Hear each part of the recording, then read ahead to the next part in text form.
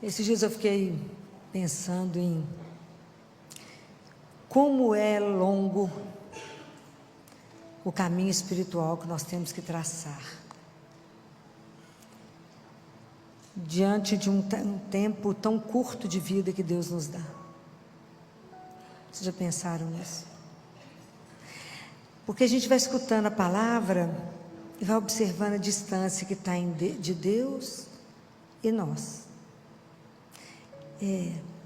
Aquilo que ele diz: os meus pensamentos não são os vossos, os meus caminhos não são os seus caminhos. Quão distante, quão longo é o nosso caminho espiritual. No tempo de vida curto, 90, 100, é curto para que a gente possa de verdade, ser transformado. Talvez porque a gente passou mais da metade da nossa vida entrando na igreja para assistir missa sem saber o que estava fazendo. Entrava e saía sem saber. Se alguém te perguntasse: o que o padre falou hoje na missa? Eu falei: não sei não. Qual foi o primeiro evangelho? Não sei o evangelho. O que misturou com a segunda leitura? Primeiro, não sei, não prestei atenção. Entrou e saiu. E por tantas vezes fomos católicos de domingo, contentavam em vir à missa ao domingo. Confessar só uma vez por ano, né, que é o que a igreja pede, tá bom. Consciência zero da nossa transformação. Zero. Isso me apavora. Porque nós não vamos, sabe a sensação de que eu tenho, menino, caminhando sem noção do perigo? Os mais velhos aqui vão entender o que era o desenho animado do Mr. Magoo. Ceguinho. Passava por cada perigo, impressionante, tudo, nada acontecia. Assim a gente andando, cego. Sem despertar para a realidade espiritual. Nós ainda temos muita dificuldade em entender que o ser humano tem uma realidade terrena e espiritual. Nós ainda temos muita dificuldade de entender que somos corpo e alma. Nós nutrimos muito pouco a nossa alma. Nós não levamos ela a sério como levamos a vida profissional. Estou falando mentira? Não estamos, né? Vou só perguntar: quanto tempo a gente dedica à leitura das coisas de Deus? Quanto tempo a gente lê a palavra todos os dias? E a gente vai ficar envergonhado. Nós já estamos terminando setembro. Eu fico pensando quantos livros de verdade teológicos nós lemos esse ano. É de chorar. Que foi nada. Se você somar quantas horas você ficou na internet, você teria lido o livro. Mas é como isso não nos preocupasse. A gente não nutre a nossa alma, a gente não pensa no nosso caminho espiritual. Então, se a gente apertar a gente mesmo, a gente está com aquela fé lá do catecismo e não fizemos um progresso espiritual. Então, por isso que eu estou falando quão distante, quão longo é o caminho espiritual que temos que traçar, temos que viver em relação ao tempo que Deus nos dá. Então, quando Jesus, nesse domingo, né, eu já falei com vocês, toda vez que Jesus conversa com os discípulos, hoje Ele conversa comigo, conversa com você, porque hoje nós é que somos esse povo, somos nós hoje que continuamos o caminho. Então, quando Ele fala, Ele chegou naquela casa, sentou com os discípulos, quando Ele anuncia pela terceira vez que Ele vai morrer, que Ele vai ressuscitar, e eles estão preocupados em quem é o maior, quem é o mais poderoso no nosso meio que andamos com Jesus.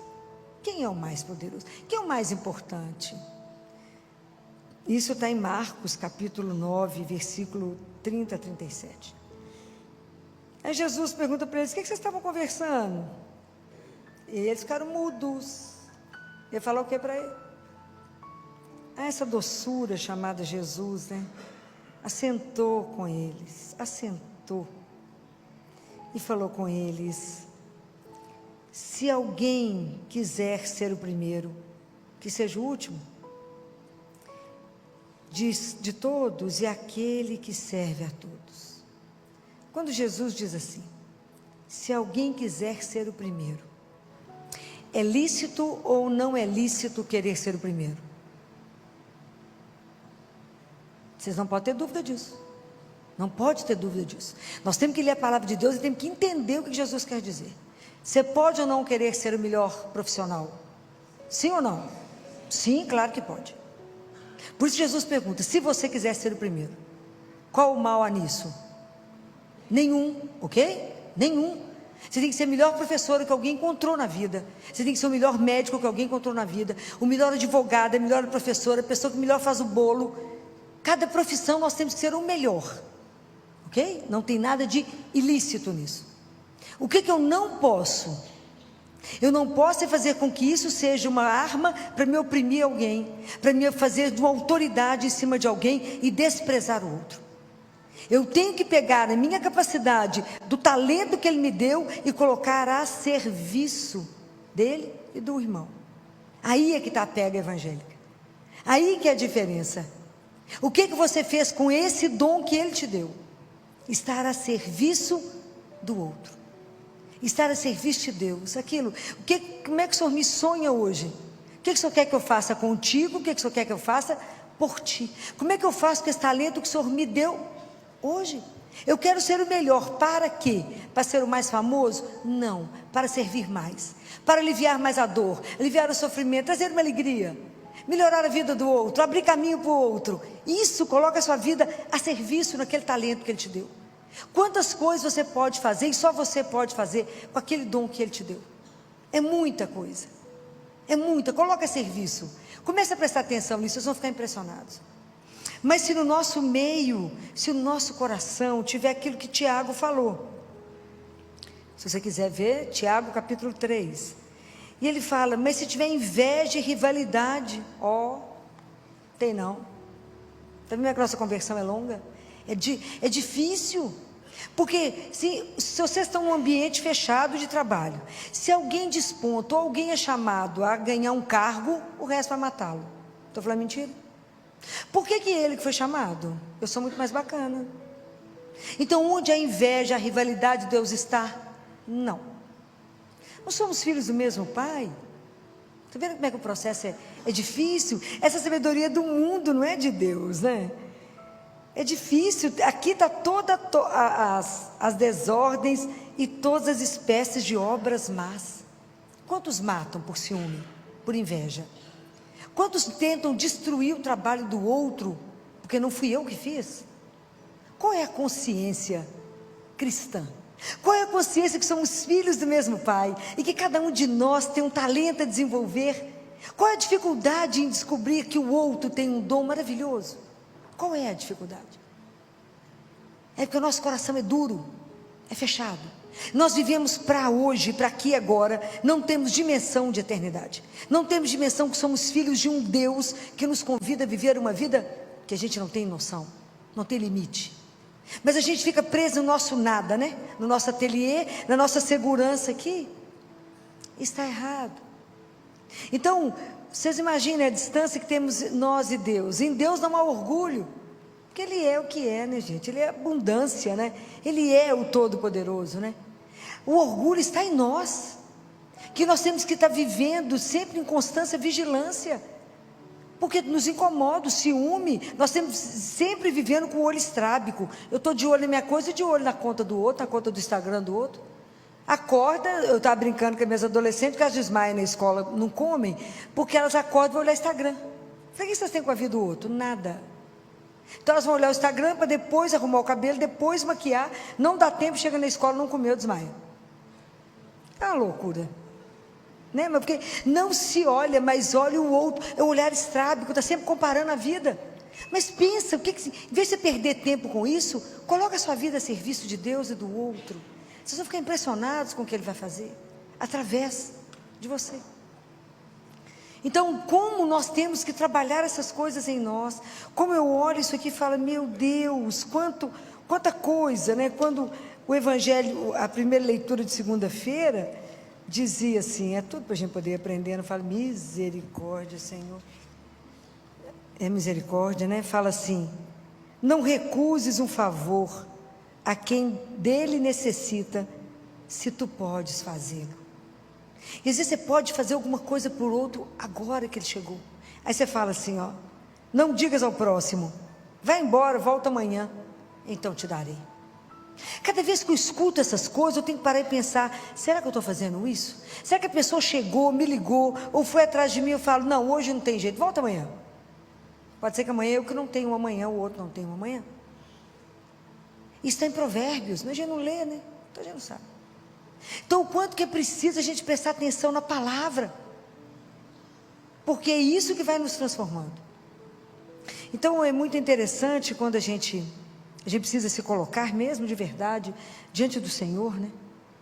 E eu penso numa passagem, está no livro de Amós, se não me engano, capítulo 7, versículo 14. Amós foi um profeta. E aí falou com ele que ele não podia profetizar. Ele falou, mas eu não sou profeta, eu era vaqueiro e cultivava sicômeros. Vocês leram isso já na palavra de Deus, no Antigo Testamento? O que é sicômoro? Sicômoro é uma árvore que dá muito fruto, mas é um fruto que não tem gosto de nada.